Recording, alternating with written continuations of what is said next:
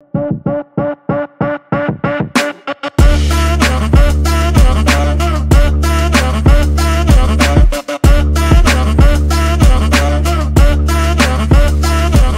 bien, bonjour à tous et à toutes, c'est Evox. On se retrouve aujourd'hui pour une nouvelle vidéo où je vais vous présenter ce magnifique sèche-serviette.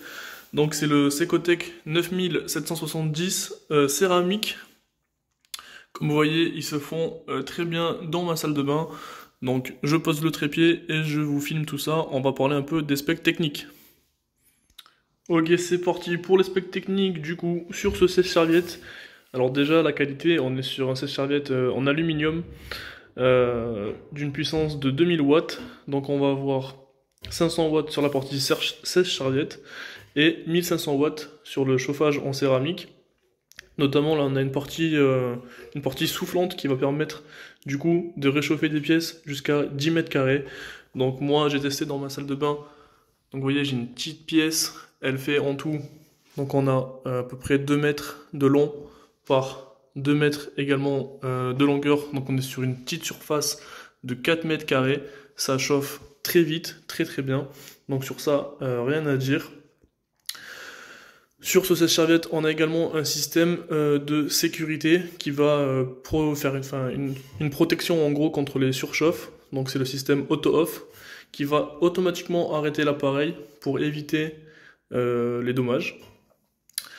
Quand vous l'achetez, il est également, donc là, nous on l'a monté, vous voyez, sur une planche de médium. Ah, pardon. Sur une planche de médium, c'est pour vous dire à quel point il est léger. Donc là, il n'est pas sorti en plein. Mais très léger, il est fourni du coup avec un kit de fixation. Donc vous voyez, hop, et vous pouvez le régler. Donc là, il est collé au maximum. Donc ça craint pas parce qu'il n'y a pas de partie soufflante derrière et rien pour refroidir.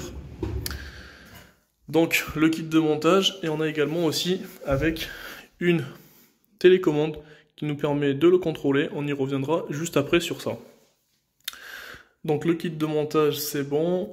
Ce qu'il faut savoir également c'est qu'il a une norme, la norme IPX4, donc résistant aux éclaboussures.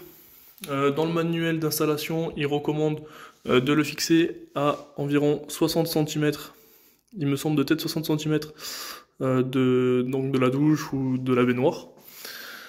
On retrouve également, donc, comme vous pouvez voir ici, un écran LED. Alors, je ne sais pas si on voit bien correctement, un écran LED qui affiche la température ambiante. Donc là on est sur du 19 degrés dans la pièce, il n'y a pas de chauffage chez moi, c'est pour ça si vous vous demandez. On a également plusieurs réglages, j'y reviendrai juste après, dont une minuterie 24 heures. Donc également, on peut le télécommander avec la commande. Écoutez, c'est parti pour les fonctionnalités. Donc au niveau des fonctionnalités, déjà, on a tout simplement on-off. Donc là, vous voyez, il se met à souffler. On va aussi pouvoir régler la puissance, donc soit faible, soit forte. Donc là, vous voyez, j'ai 3 barres, donc on est en puissance max, la puissance normale. Et là, on peut régler la température. Donc là, 20, 25, 26. Et on peut aller normalement jusqu'à 40 degrés. Donc là, on sent déjà que ça chauffe. Ça, c'est cool. Et voilà, donc là, on voit que c'est à 19. Et en fait, la température va monter petit à petit jusqu'à atteindre les 40 degrés. Bon, du coup, je l'ai éteint parce que ça faisait un peu de bruit vu que je suis juste devant. Mais voilà, donc on peut sélectionner une température entre 5 à 40 degrés. Lorsque la température ambiante atteint la température configurée, l'appareil arrête de fonctionner à puissance élevée, donc c'est les 3 barres comme je vous ai montré. Et il maintient une faible puissance en gros pour maintenir la température. Et lorsque la température de la pièce redescend de moins 2 degrés par rapport à celle qu'on a configurée, alors il se remet en puissance élevée pour réatteindre cette fameuse température. Donc ça c'est pour la partie température, ça c'est pour la partie puissance, on l'a vu. Et là on va voir la partie minuterie qui nous permet du coup de sélectionner le temps de fonctionnement de l'appareil. Et ça peut être programmé du coup comme on l'a vu de entre 1 heure à 24 heures. Donc là 1 heure, 2, 4, 5, 6, 7, 8, etc. Alors qu'est-ce qu'on va retrouver en plus sur la télécommande? On retrouve exactement les mêmes boutons, donc la puissance, la minuterie, on-off, la température. Et ce petit bouton en plus, c'est la sécurité enfant.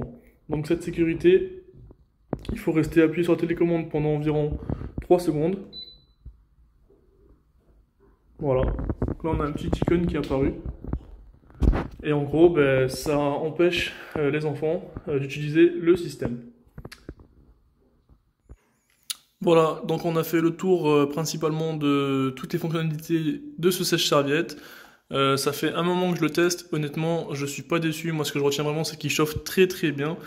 Surtout dans une petite pièce, comme je vous l'ai dit, jusqu'à 10 mètres carrés, ça chauffe très très vite, ça souffle, on a une bonne puissance. En plus, son poids est vachement léger, il doit faire moins de 10 kg. Comme vous voyez, hein, nous il est fixé, je vous remontre, hop, sur une planche de médium. Donc il est très léger, vous pourrez le mettre sans souci sur tous vos murs.